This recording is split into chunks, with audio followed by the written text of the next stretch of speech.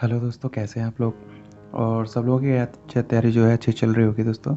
And जो इट्सम solution की जो टेस्ट सीरीज का लिंक है वो आपको डिस्क्रिप्शन में मिल जाएगा। जिन्होंने ज्वाइन नहीं किया है वो जाके ज्वाइन कर सकते हैं और अपनी प्रिपरेशन को बूस्टअप कर सकते हैं। देखो, अब तक हमने पढ़ा solution of the differential equation पढ़ रहे थे हम, तो जिसमें मैंने सबसे पहले जो मेथड बताया था वो बताया था कि वेरिएबल सेपरेशन मेथड, कि वाई अगर डी वाई है तो उसके साथ वाई वाले टर्म्स, और एक्स है तो डी एक्स वाले टर्म्स, डी एक्स है तो एक्स वाले टर्म्स, ठीक है ना। सेकंड नंबर पर दोस्तों आता है होमोजीनियस जो फंक्शन इक्वेशन होती है उनको कैसे सॉल्व करते हैं। होमोजीनियस इक्वेशंस, ठीक है। इनको सॉल्व करने का तरीका क्या होता है जब ये डिफरेंशियल इक्वेशन की तरह होती है। तो देखो, पहली बात तो ये इसकी फॉर्म क्या होती है। होमोजीनियस जो इक्वेशंस होती हैं वो होती हैं D Y by D X is equal to F of X Y upon F of X Y. कहने का मतलब ये है, अगर D Y by D X हम देखें तो इसके इक्वल में जो ऊपर नीचे जो फंक्शंस होंगे वो एक्स वाई के होंगे, ठीक है ना। अगर एक फंक्शन एक्स वाई के टर्म में है और 5 अगर कोई नीचे फंक्शन है जो कि एक्स वाई के टर्म्स में है, तो इस तरह की, लेकिन कंडीशन क्या है इसमें, वैसे तो सेम डिग्री होनी चाहिए इन एक्स एंड वाई। तो इस तरह की जो फॉर्म होती है वो क्या होती है, होमोजीनियस इक्वेशंस होती है। तो इसको सॉल्व करने का तरीका क्या होता है, उसके लिए हम क्या करते हैं कि y जो है ना इसको ले लेते हैं equal to V X, Y equal to V X ले लेते हैं, और इस y के x के रेस्पेक्ट में क्या कर देते हैं, डिफ्रेंशिएशन कर देते हैं। तो देखो डी वाई का, इसका y का क्या हो जाएगा, D Y by D X, ठीक। अब इसका करते हैं। देखो सबसे पहले क्या करेंगे, v को कांस्टेंट रखेंगे और x का करेंगे, तो x का कितना आ जाएगा 1, प्लस x को कांस्टेंट रखेंगे v का करेंगे तो D V by D X हो जाएगा, ठीक है, क्योंकि x के रेस्पेक्ट में करना है। इसके बाद में ये जो D Y by D X है इसकी जगह क्या रख देंगे, यहाँ पर ये वाली फॉर्म रख देंगे और Y equal to V X क्या करेंगे, आगे रख के इसको सॉल्व कर सकते हैं। तो इस पर क्वेश्चन करते हैं और क्वेश्चन के थ्रू इसको सॉल्व करने की कोशिश करते हैं, ठीक है। देखो सबसे पहले एक क्वेश्चन देख लेते हैं, जैसे कि एग्जाम्पल में कि Y square minus X square into D X minus twice of X Y और डी वाई बाई ज़ीरो, ये। तो देखो सबसे पहला मेथड क्या हो जाता है, वेरिएबल सेपरेशन, यानी कि आपको दिख रहा है क्या कि y के साथ अगर मैं कहूँ कि y वाले आ जाएं, देखो y और x इसमें कॉम्बिनेशन में है। अगर मैं y के साथ भी इसको सेपरेट करूँगा तो नहीं जाएगा, क्योंकि y के साथ x तो आएगा ही आएगा, है ना। तो यहाँ पर वो मेथड लगेगा नहीं। इसके बाद आता है होमोजीनियस इक्वेशन। ऐसे देखो मेथड याद करने की जरूरत नहीं है, जो मैं टिप्स बता रहा हूँ ना उनको याद रखो। सबसे पहले कि भाई कोई वेरिएबल सेपरेशन है क्या, नहीं है, सेकंड मेथड पे जाओ कि क्या रखना है। जब कुछ भी समझ में ना आए ना आपको, तो Y equal to V X तो रख के देख ही लो। मोस्टली केसेस में Y equal to V X रखने से क्वेश्चन सॉल्व हो जाता है। अगर नहीं होता है बाई चांस, तो उसके लिए क्या करेंगे, फिर नेक्स्ट मेथड चलते हैं, ठीक है ना। तो देखो सबसे पहले क्या निकालना है, इसमें D Y by D X कर देते हैं। तो देखो D Y by D X क्या हो जाएगा यहाँ से, तो ये हो जाएगा Y square minus X square upon twice of X Y. यानी कि देखो ये ऊपर का जो फंक्शन है वो एक्स और वाई में है और नीचे वाला जो फंक्शन है वो भी एक्स और वाई में है। यानी कि यहाँ पर मैं क्या लगा सकता हूँ सॉल्यूशन के लिए, Y equal to V X लिख सकता हूँ। इसका मतलब क्या हो जाएगा, यहाँ से D Y by D X is equal to V plus X into D Y by D V by D X हो जाएगा। तो इस D Y by D X की जगह कंप्लीट किया जाएगा, ये आ जाएगा V plus X into D V by D X, ठीक है ना। वाई की जगह क्या जाएगा, वी एक्स, तो V square X square minus X square, ठीक है ना। और ट्वाइस ऑफ वी बराबर क्या होगा, वाई बराबर वी एक्स हो गया, तो twice of X square V हो जाएगा यहाँ से, ठीक। अब देखो एक्स स्क्वायर कॉमन आ रहा है तो ऊपर हो जाएगा वी स्क्वायर माइनस 1, और एक्स स्क्वायर नीचे से भी कॉमन है, मतलब कैंसिल आउट हो जाएंगे, तो बचेगा क्या, ओनली 2 भी बचेगा, ठीक है।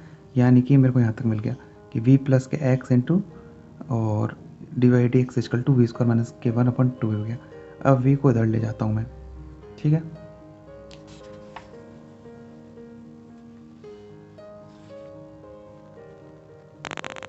तो देखो यहाँ से क्या हो जाएगा, ये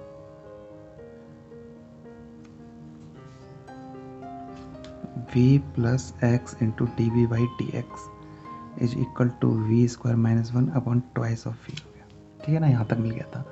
इसके बाद देखो X into D V by D X is equal to V square minus 1/2 V minus V, मैं वी को इधर ले आया, तो देखो क्या हो जाएगा यहाँ से X into D V by D X is equal to, तो वी स्क्वायर माइनस वन तो है ही, ये क्या हो जाएगा twice of V square upon two V LCM लेने पर।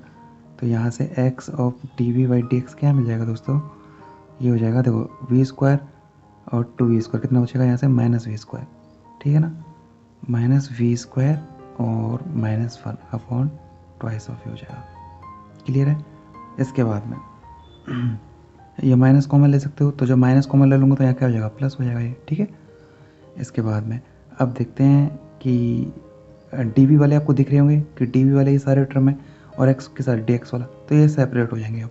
तो देखो डी वी के साथ में क्या आ जाएगा, ये वाला टर्म आ जाएंगे, तो twice of D V upon minus of V square plus one, ठीक है, ये आ जाएगा।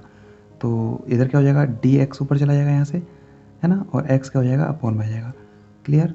और माइनस को आप इधर ही ले जाओ, इसको हटा दो यहाँ से।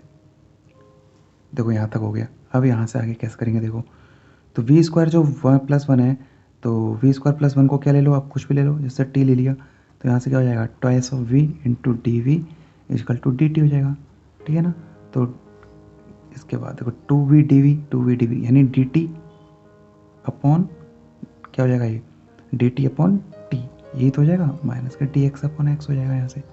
इसके बाद दोनों तरफ क्या कर देंगे इंटीग्रेशन कर देंगे, ठीक। तो देखो इंटीग्रेशन करने पे क्या मिलेगा एल एन टी, टी के लिए आया है वी स्क्वायर प्लस वन, यही तो लिया था L N T, one upon T मतलब एल एन टी, टी यानी V square plus one equal to, यहाँ क्या हो जाएगा वन अपॉन एक्स मतलब एल एन एक्स, ये हो जाएगा और प्लस सी, ठीक है ना। सी क्या ले लो आप एल एन ले सकते हो यहाँ से, क्योंकि एल एन फॉर्म आ रही है तो एल एन सी ले लो आप यहाँ से।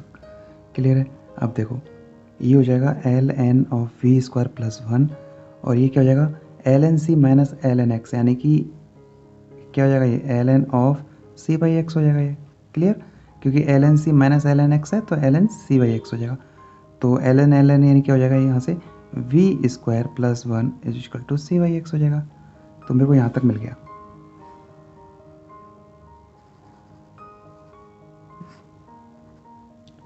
ठीक है, कहाँ तक मिल गया V square plus one equal to C Y X तक मिल गया। अब आपको पता है कि आपने क्या लिया था Y equal to V X लिया था, तो यहाँ से वी क्या हो जाएगा दोस्तों वी हो जाएगा वाई अपॉन एक्स हो जाएगा। तो यहाँ से इसमें आप वैल्यू पुट कर दो, तो वी की जगह क्या हो जाएगा वाई अपॉन एक्स, तो Y square upon X square क्योंकि वी स्क्वायर है यहाँ पर, और प्लस क्या हो जाएगा वन हो जाएगा is equal to C by X हो जाएगा। बोलो कोई दिक्कत यहाँ तक। इस तरीके से ये यहाँ तक मिल गया हमको। अब इसको आप सॉल्व कर सकते हो आगे। देखो अगर नीचे कॉमन लूँगा तो क्या आएगा एक्स स्क्वायर आएगा, तो क्या जाएगा Y square plus X square equal to एक एक्स मिलेगा यानी सी एक्स हो जाएगा। क्या मिल जाएगा हमको finally X square plus Y square equal to C X मिल जाएगा। क्लियर है यहाँ तक। तो इस तरह से आप इनको कर सकते हो, और इसके अलावा और ज़्यादा अगर आप जैसे सॉल्व करना चाहो और भी आगे आप इसको सॉल्व कर सकते हो। ठीक है ना, इसको कितना भी सॉल्व कर सकते हो, तो यहाँ तक इसको आंसर दे सकते हो आप। तो ये क्या बन रहा है एक तरीके से सर्कल बन रहा है। किसकी फॉर्म है X square plus Y square equal to A square क्या हो जाएगा सर्कल की फॉर्म है। तो इस तरीके से आप इसको सॉल्व कर सकते हो। देखो दो ही चीज़ें होती हैं, सबसे इंपॉर्टेंट तो दो ही चीज़ें होती हैं। क्या कि पहले तो आप वेरिएबल सेपरेशन आपको अच्छे से आना चाहिए कि y के साथ में जितने भी टर्म है वो dy वाले आ जाएंगे, x वाले जो टर्म है वो dx के साथ में आ जाएंगे। ठीक है ना। जहाँ पर ये एप्लीकेबल नहीं हो वहाँ आप एक बार के लिए एक थोड़ा सा मोटा सा आइडिया ये हो गया कि ऊपर नीचे अगर एक्स वाई के फंक्शन हो दोस्तों तो वहाँ पर आप Y equal to V X रख के देख लो। ठीक है ना। तो दोनों ही मेथड से मतलब ऑलमोस्ट क्वेश्चन हो जाएगा, अगर ना हो तब जाके प्रोसेस आगे ले जा सकते हैं, लेकिन मोस्टली यहाँ तक हो जाता है। तो ये इंपॉर्टेंट था वैसे, आई थिंक आपको ये समझ में आया होगा दोस्तों। इसके बाद में देखो दोस्तों थर्ड नंबर पर इक्वेशन आती है कौन सी होमोजेनियस, इसके बाद में आती है linear equation of first order. ठीक है ना। देखो सबसे पहले तो आपको पता होना चाहिए कि लीनियर इक्वेशन होती क्या है। ठीक है ना, और वो भी डिफरेंशियल जो इक्वेशन होती है उसमें क्या होती है भाई, क्योंकि ये इंपॉर्टेंट है, क्योंकि आपको डेफिनेशन पता ही नहीं होगी तो आप आगे कैसे कर पाओगे। ठीक है ना। तो देखो कोई भी डिफरेंशियल इक्वेशन जो होती है ना वो लीनियर होती है, वो लीनियर होती है if dependent variable, if dependent variable and its differential coefficient differential coefficient, ये दोनों चीज़ें होती है ना, कोई भी डिफरेंशियल इक्वेशन जो होती है वो लीनियर तभी होगी जब ये दोनों चीज़ कौन कौन सी, एक तो डिपेंडेंट वेरिएबल और उसके क्या, एंड इट्स डिफरेंशियल कोफिशिएंट जो होंगे वो होने चाहिए ओनली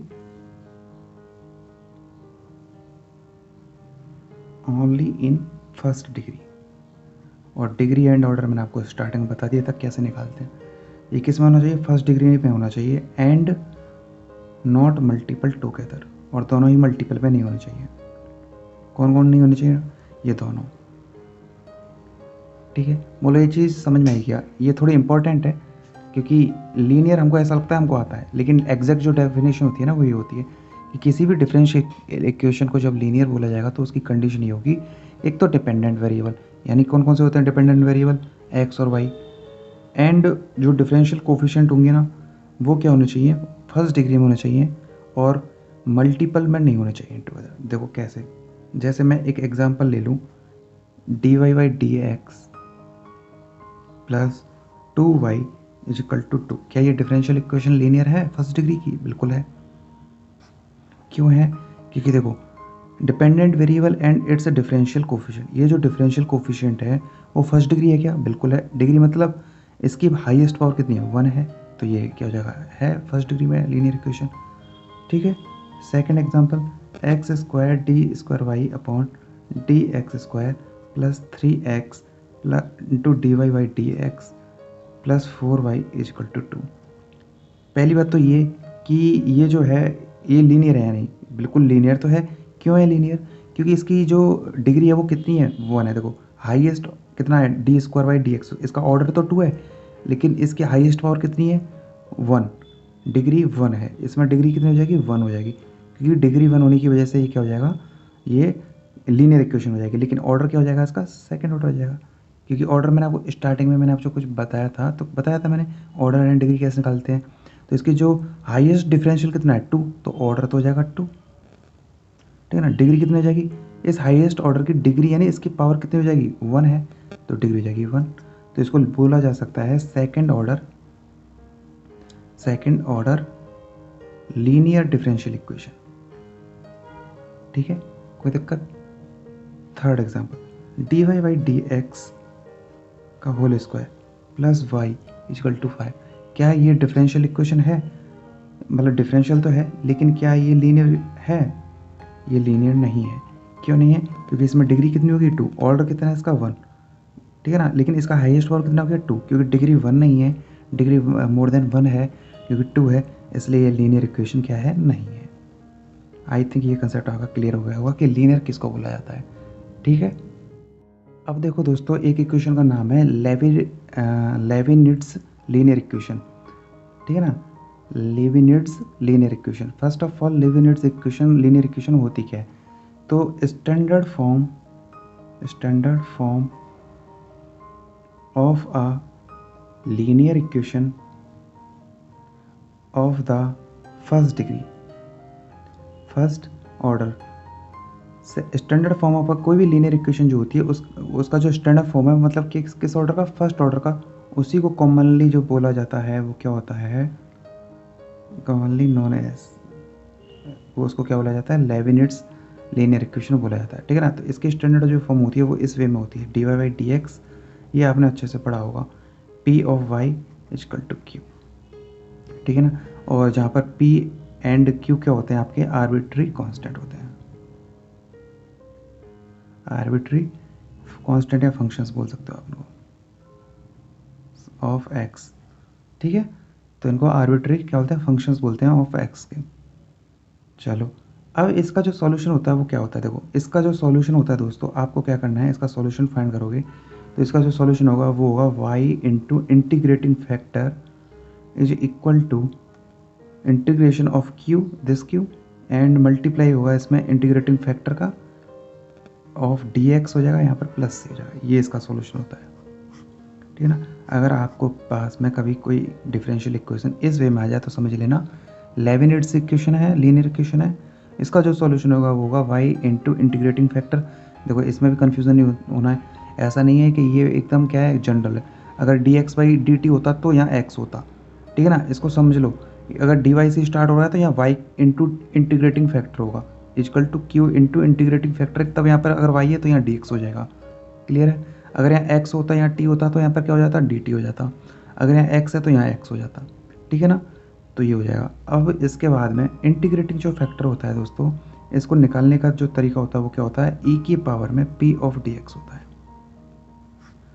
इंटीग्रेटिंग पावर कैसे निकालते हैं, ये जो पी होता है इसका इंटीग्रेशन कर देना डी एक्स के साथ। क्लियर है। क्वेश्चन के थ्रू समझते हैं, इंपॉर्टेंट। अब देखो दोस्तों, एक क्वेश्चन है, ऐसे क्वेश्चन आपको दे दिया तो देखो सबसे पहले वेरिएबल सेपरेशन नॉट अप्लाई, इसमें नहीं हो सकता। ठीक है ना। सेकंड बताया मैंने Y equal to V X वाला, उसके लिए क्या चाहिए, अपॉन में चीज़ चाहिए, न्यूमरेटर डिनोमिनेटर चाहिए। ठीक है ना, वो भी नहीं है यहाँ पे। तो लास्ट में देखते हैं लेविनिट्स इक्वेशन, क्योंकि लेविनिट्स जो इक्वेशन होगी ना दोस्तों वो आपको अपने आप दिख जाएगी। तो देखो D Y by D X है, वाई के साथ डी वाई में इक्वेशन है तो यहाँ पर वाई के साथ जो होगा वो क्या हो जाएगा, पी।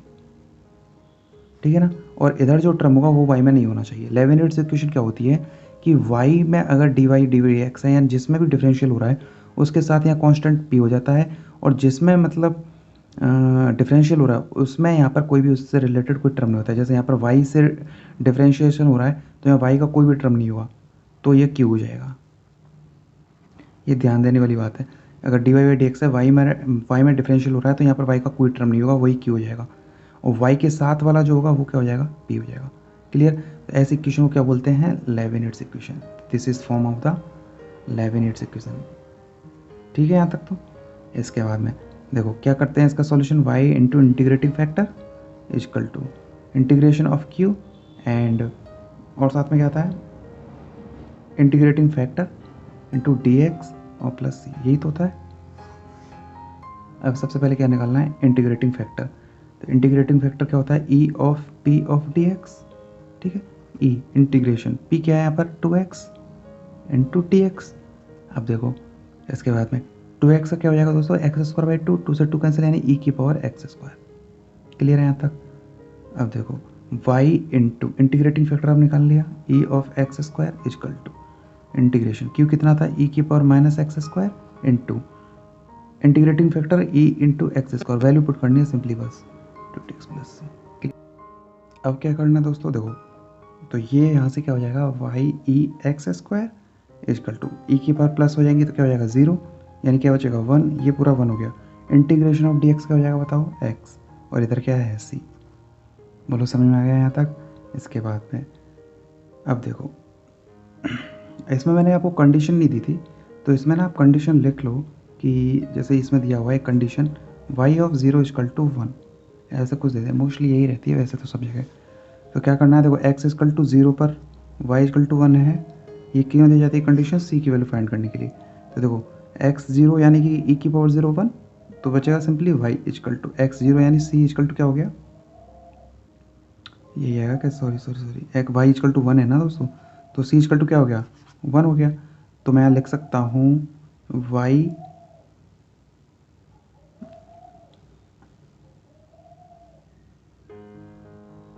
तो ये क्या हो जाएगा दोस्तों, देखो इंटीग्रेटिंग फैक्टर क्या था, तो ये हो जाएगा देखो y इंटू ई की power X square equal to X plus 1 हो जाएगा यहाँ से। क्लियर है। और यहाँ से अगर y अगर निकालना हो सिंपली तो y के लिए क्या करेंगे आप, y इजकल टू अगर फाइंड करना हो तो ई की पावर कितना हो जाएगा, माइनस का x square into x plus 1, और यही क्या हो जाएगा, आंसर हो जाएगा। बस बात यह आप यहाँ पर भी छोड़ सकते हो आंसर को, कोई दिक्कत वाली बात नहीं है। तो इस तरीके से लेविनिट्स जो इक्वेशन होती है, लीनियर इक्वेशन होती है, इसके सॉल्यूशन कैसे फाइंड किए जाते हैं उनका मेथड ये होता है। आई होप दोस्तों ये क्वेश्चन आपको समझ में आया होगा, और कोई डाउट हो तो कमेंट करके पूछ लेना। चलते हैं नेक्स्ट क्वेश्चन की तरफ। एंड यार अपनी तैयारी को बूस्टअप रखना और डिमोलाइज मत होना, और जितना हो सके अपनी तैयारी को करते रहना है, ठीक है ना। तो क्योंकि सब कुछ यही है, इसके अलावा कुछ भी नहीं है। मन से जो इंसान जीत जाता है वो जीत ही जाता है, और मन से जो मन से जिसने भी सोच लिया कि मेरे से ना हो पाएगा तो फिर वो हार ही जाएगा। सब कुछ मन पर डिपेंड करता है, आपकी स्किल्स जो होती हैं वो आपके मन पर डिपेंड करती हैं। आप जो सोचोगे वो डिपेंड करता है, आपका एनवायरनमेंट आपके मन को बनाता है। मन किस पर डिपेंड होता है, अगर कहने के लिए क्या हो गया कि मन स्ट्रॉन्ग है, नहीं मुझे करना है, तो ऑब्वियसली बात है करोगे ही, क्योंकि मन से जो इंसान मन से जीत जाता है वो हर जगह जीतता है, तैयारी करते रहोगे। लेकिन मन किस पर डिपेंड करता है, आपके एनवायरनमेंट पर, आपके सराउंडिंग पर, कि आप किस तरह के माहौल में जी रहे हो। अगर आप ऐसे माहौल में जी रहे हो जो ऑलरेडी मोटिवेशनल है, या फिर ऐसी जगह से जहाँ पर आपको लगता है कि हाँ मुझे कुछ हायर अचीव करना है, हायर गेन करना है, तो आप रुकोगे ही नहीं। डिपेंड करता है ओवर जितनी भी सारी चीज़ें होती हैं वो किस पर डिपेंड करती है, आपकी सराउंडिंग पे और आपके रहने के तरीके पर। आप क्या देख रहे हो, आप क्या सोच रहे हो, आप कैसे लोगों से मिल रहे हो, इन सारी चीज़ों पर आपकी सेहत, आपका दिमाग, आपके विचार, आपका मन, सब चीज़ इन्हीं चीज़ों पर डिपेंड करता है। इसलिए मन से पहले एनवायरनमेंट को सही करो, एनवायरनमेंट के बाद मन सही होगा, और मन से आने वाले जो विचार होंगे वो आपकी क्रिएटिविटी के लिए बहुत बड़ी चीज़ हो जाएगी, क्योंकि विचारों से ही और अपने मन से सोचने वाली जो चीज़ें ही होती हैं, क्योंकि आज अगर आपने कोई चीज़ ठानी है तो आप ऑब्वियसली बात है किसी चीज़ में रुकोगे ही नहीं। तो किस पर चीज़ डिपेंड हुई? आपके मन पर, आपके विचारों पर। तो विचार सही आने के लिए क्या ज़रूरी है? आपका एनवायरनमेंट, आपका सराउंडिंग।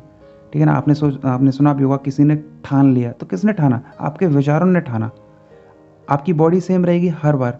आज 10 साल की उम्र पे भी आपकी बॉडी सेम रहेगी, 20 पर भी वही रहेगी, 50 पर भी वही रहेगी, लेकिन आपके विचार क्या होंगे? चेंज होते रहेंगे। तो आप पर डिपेंड करता है कि आप अपने विचारों को किस तरह से रखते हो। इसलिए बिल्कुल दृढ़ संकल्प रहो कि करना है तो फिर करना है। अब देखो दोस्तों, एक क्वेश्चन ये है, इसको सॉल्व करना है। तो फर्स्ट ऑफ ऑल आपको क्या करना है, जैसे मैंने बताया वेरिएबल सेपरेशन अप्लाई हो रहा है, नहीं हो रहा। इसके बाद होमोजीनियस है, नहीं है। लीनियर बना सकते हैं, तो देखो आपको यहाँ वाई दिख गया ना, समझ लेना वो लीनियर हो जाएगी। Linear in the sense 11 units हो जाएगी, ये इसकी पहचान है। तो देखो सबसे पहले अरेंज करते हैं। D Y by D X equal to क्या हो जाएगा? Plus Y upon X equal to X से डिवाइड कर दिया मैंने सारी इक्वेशन को। क्लियर? इसके बाद अब देखो y के साथ यहाँ से डी वाई है, यहाँ y है, यानी y के साथ क्या हो जाएगा? p हो जाएगा। q क्या हो जाएगा? x वाला टर्म हो जाएगा। क्लियर? इंटीग्रेटिंग फैक्टर क्या होता है? e की पावर p dx। ठीक, तो p कितना है? 1 upon x into D x. e की पावर कितना हो जाएगा? ln x, यानी क्या मिल जाएगा? x। कोई दिक्कत? e ln क्या हो जाएगा? x हो जाएगा। प्रॉपर्टी आनी चाहिए आपको। इसके बाद में देखो तो क्या हो जाएगा solution? y into integrating factor equal to q into integrating factor of d x plus c. ठीक, तो y इंटू इंटीग्रेटिंग फैक्टर कितना है? x है। q कितना है आपके पास? x क्यूब है। इंटीग्रेटिंग फैक्टर ऑलरेडी x मिल गया। ठीक, into D x plus C हो जाएगा equal to Y X equal to X 4 upon 4, sorry ये x4 ऑलरेडी यहाँ हो गया, तो क्या हो जाएगा? x5 upon 5। ठीक, और प्लस सी हो जाएगा। इसके बाद कंडीशन आपको गिवन है कि x इक्वल टू 1 पर y क्या है आपका? 6/5। देखो y इक्वल टू क्या लिख दिया मैंने? 6/5 into X equal to 1 two X equal to 1/5 plus C. Clear? तो यहाँ से c क्या मिल जाएगा बताओ? c मिल जाएगा 6/5 माइनस के 1/5 यानी कि 1। ठीक है, 6 माइनस 5/5 यानी 1 मिल गया। क्या मिल गया? 1 c। तो इसमें वैल्यू आप रख दो। तो देखो इसमें मैं वैल्यू अगर मैं रखूँगा तो क्या मिल जाएगा? सी के लिए क्या मिल जाएगी ये इक्वेशन? अगर मैं y निकालूँ तो देखो y हो जाएगा y इज इक्वल टू, दिख रहा है ना आपको? देखो y क्या हो जाएगा? x से डिवाइड हो जाएगा, ये x से डिवाइड हो जाएगा कितना हो जाएगा? x की पावर 4 ऊपर नीचे 5 प्लस सी कितना है आपका? 1 और x से डिवाइड, आंसर हो जाएगा। क्लियर दोस्तों? आई होप दोस्तों ये आपको चीज़ें समझ में आई होंगी। 11 यूनिट्स तक आपको समझ में आया होगा। इसके बाद बर्नौली इक्वेशन पढ़नी है। आई होप कि अगर आप किसी चीज़ को सिस्टमेटिक वे में पढ़ते हो तो चीज़ें बहुत जल्दी क्लियर होती हैं और आगे तक के लिए डाउटफुल नहीं रहती हैं। आई होप कि आपको लेक्चर समझ में आया होगा, अच्छा लगा होगा। अगर अच्छा लगा हो तो कमेंट करना दोस्तों, जिससे मेरा मोटिवेशन बढ़े एंड मैं आपके लिए वीडियो लाता रहूँ। और प्रिपरेशन को बूस्टअप रखना। कोई डाउट हो कमेंट करके पूछ लेना। Bye bye, take care.